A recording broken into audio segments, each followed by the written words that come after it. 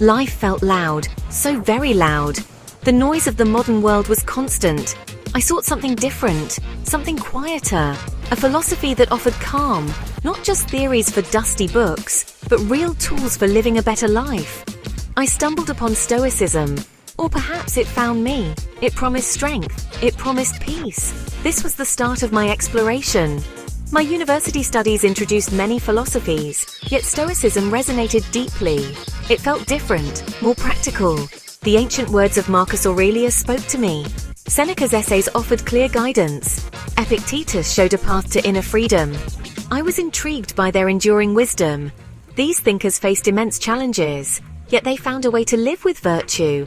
Their resilience was truly inspiring to me. My motivation wasn't purely academic. I wanted to understand, yes, but more than that, I wanted to apply.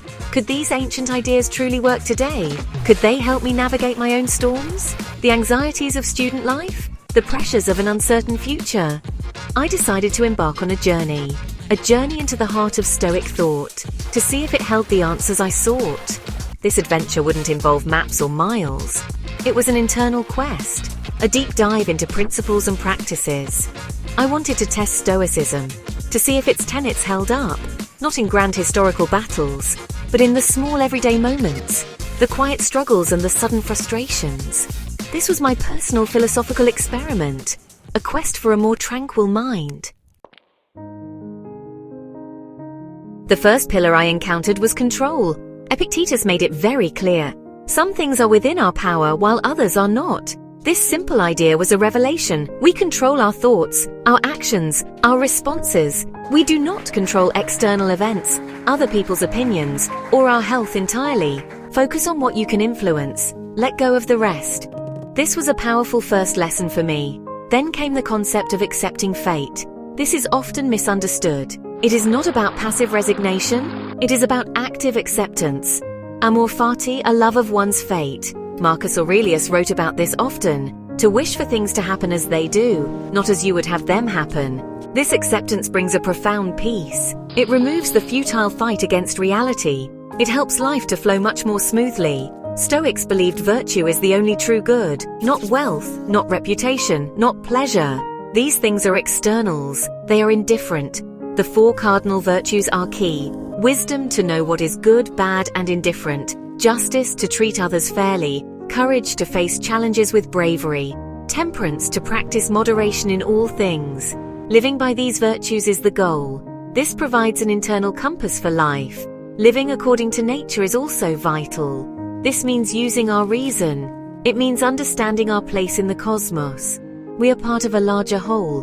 We have a duty to ourselves and to others, to act rationally and for the common good. The Stoics saw the universe as ordered, governed by reason or logos. Aligning our will with this natural order, this is the path to a flourishing life. It is about finding harmony within and without. I started to see Stoicism everywhere, especially in small daily tests. A cancelled train made me late for class. Previously, I would have fumed. Frustration would rise. Now I paused. I remembered Epictetus. The train is not in my control.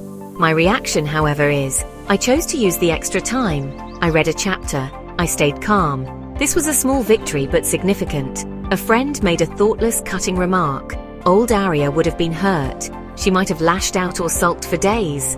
The Stoic student in me tried a new approach. I considered their perspective. Perhaps they were stressed. Perhaps they did not mean it as I heard it. If you are pained by any external thing, it is not this thing that disturbs you but your own judgment about it, Marcus Aurelius said. I chose not to let my judgment create unnecessary pain. I focused on my own response, not their words. Then there was the disappointing exam result. I had studied hard. I felt I deserved better. The initial sting of failure was there, but Stoicism offered a different path. This was an external. It had happened. Could I learn from it? Yes. Could I improve my study methods? Certainly. Seneca advised to treat fortune as if you had invited her. So, I accepted the result not with joy but with resolve. To use it as fuel for future efforts. Even preparing for potential difficulties changed. The Stoics practiced premeditatio malorum, thinking about what could go wrong, not to dwell on the negative, but to be prepared, to appreciate the present. If I imagined a difficult conversation, I could plan my responses. If I considered losing something, I valued it more now.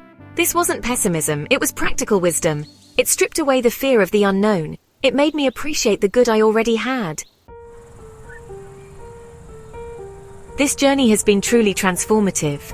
I am not a perfect Stoic, far from it. But the principles are taking root. I feel a greater sense of inner calm. The anxieties that once plagued me have lessened, not because life has become easier, but because my response to it has changed. I have found a resilience I did not know I possessed. It is a quiet strength, born of understanding. This is the practical gift of Stoicism. My perspective on success has shifted. I used to chase external validation, good grades, praise from others, achievements. Now I focus more on my inner state. Am I acting with virtue? Am I using my reason? Am I being a good person? These are the questions that matter more now. As Seneca wrote, true happiness is to enjoy the present, without anxious dependence upon the future. This has brought a new kind of freedom. Stoicism is not about suppressing emotions. This is a common misconception I once held.